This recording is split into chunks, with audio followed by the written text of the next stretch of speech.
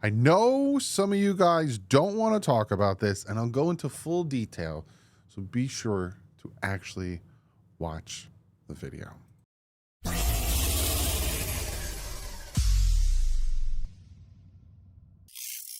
What is up, Finn fans? Hope you guys had an absolute fantastic 4th of July. Hope everyone was safe, had a great barbecue, all that good stuff.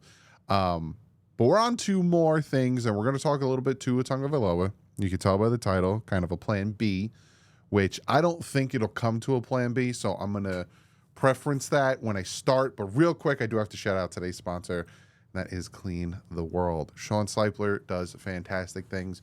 For real, though, go check their site out, cleantheworld.org, and see how he started, see what the idea of taking something that was just thrown away with soap, and he repurposes it to give to people that need it. Third world countries, people who are affected by natural disaster, the homeless. He is doing some really great things for people that need it. He puts these fantastic kits together that I show you guys all the time. He's working on a way that you guys can even put kits together and give it to people of need. Go check it out, cleantheworld.org. Great sponsor and a great human being. So let's talk about the title of the video, but also real quick, disclaimer, I'm going to put it over my face. I think Tua Tagovailoa will sign a new contract before the season starts. That being said, what if he doesn't?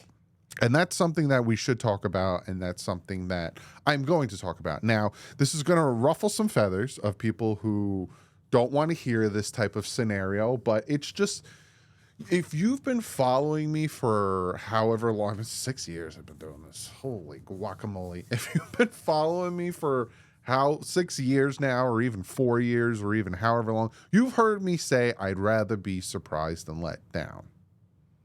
So I always mentally prepare myself for the worst. I am a Dolphin fan. So that it comes with the nature of being a Dolphins fan is you prepare for the worst.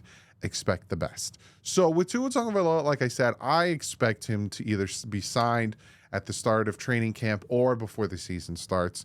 I've talked about this ad nauseum, but when negotiation processes started with Herbert and Burrow, it wasn't an instant thing. It wasn't, it took some time to get the right numbers and this, and that. And you've heard the rumors that the Dolphins aren't willing to pay him market value. I've heard some other things that I've talked about on the Patreon.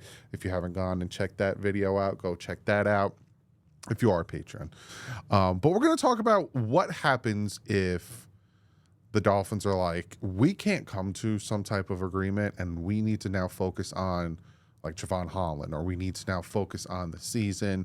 We'll continue to try, but because that's kind of what happened with Robert Hunt.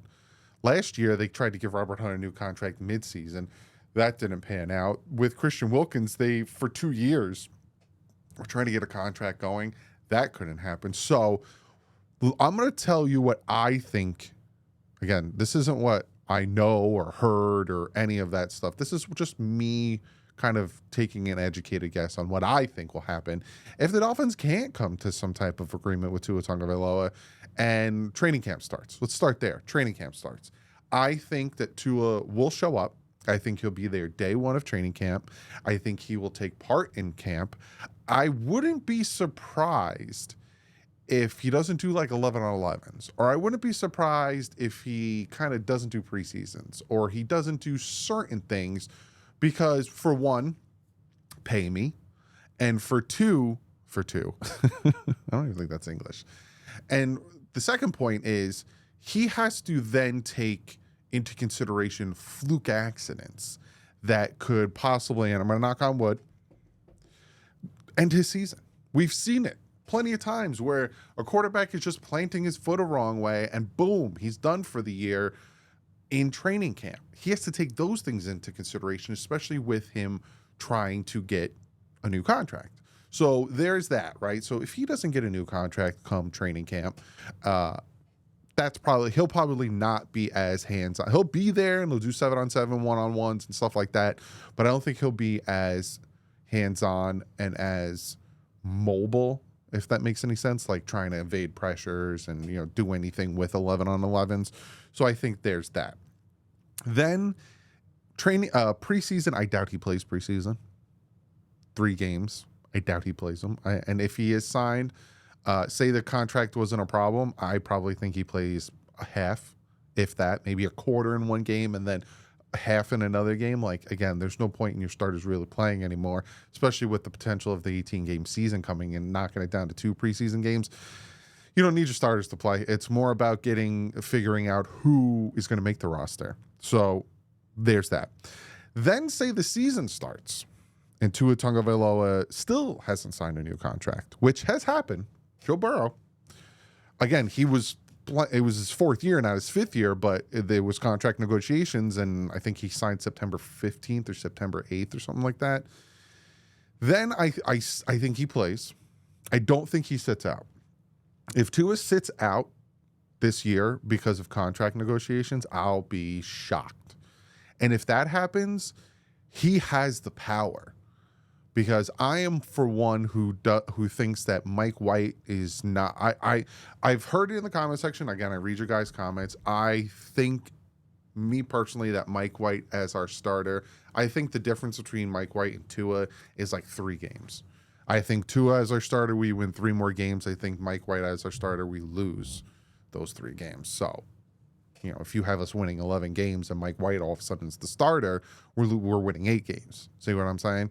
Because there's still a tremendous amount of talent around him, but I've seen what I've seen. And, me and Alan Poupart were talking about it on FinSign the NFL. He disagrees, which I respect. I respect disagreement. I actually like it. Helps me learn.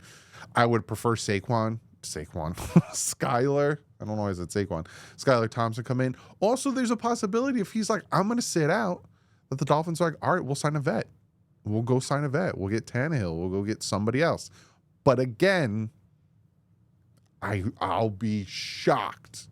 Absolutely shocked if that happens. If it gets to that point, I think he pulls a Christian Wilkins. I think he does a sit-in for a few weeks like Christian Wilkins does, and then he's training camp ahoy. I don't think he plays preseason. And then if they don't get it done, he's okay. I'll play on the 5th year. Now, that's my educated guess on what could happen. No contract beginning of training camp, no contract beginning of the season. Now, what happens? I'm going to give you 2 scenarios. What happens end of 2024 after the season's over? I'm going to give you 2 scenarios. 1, we win a playoff game. Say we win 2 playoffs games, and in big part because of Tua. Say Tua takes that next step that we all want, and he wins some games late in the season, and he shows I've grown, I have learned, just like I have the past previous years, even though some don't think so. I've gotten better, like he has the past previous years, even though some don't think so. And he takes that next step. And even the haters that just want him gone regardless, there are people, and I'm not making this up, there are people who would prefer the Dolphins to lose just so he's gone than win with him. Now, it's a very small minority, but there are people out there. He plays to the point where even those people are like, I'm wrong. Good for him. Then the Miami Dolphins are in a situation where you're going to probably have to pay him $15 million a year more than you would have if you had to sign him now, because you also have to take into consideration that his agents are looking at the cap space. And they're looking at how it went up $35 million last year and how it's projected to go up $50 million this year, especially with what? Didn't Netflix get the Christmas games and stuff? Like, it's just more revenue on top of more revenue on top of more revenue. Athletes First is looking at that, and they're jotting that down. And especially if he stays healthy and he gets over that hump, that is my biggest critic of him, is that hump. Then all of a sudden they're like, you need to pay this man the highest. Like, you need to set the market with Tua Tagovailoa. Then the Dolphins are in a sticky situation. Now, if he does that and say we get to the eight, again, this is like, I'm going to give you 2 extremes. We get to the AFC Championship game. We get to the Super Bowl, right? Win or loss, right? We get there. They're going to pay him. And they're going to pay him a lot of money. And, I've talked to some people, some of my friends, some other, beat writers and they're like, yeah, he'll deserve it. Even the ones that think are super critical of him, they're like, yeah, he'll get that money. So there's that. Or they franchise tag him and he gets like 40 million and then they try to figure it out. But worst case, because even Alan Poupart said this, he'll get his money. If he proves everyone wrong, and if he comes out and he gets over that hurdle that he needs to, like Steve Young gets that monkey off his back, finally wins a playoff game and continues on his projection, he's going to get paid.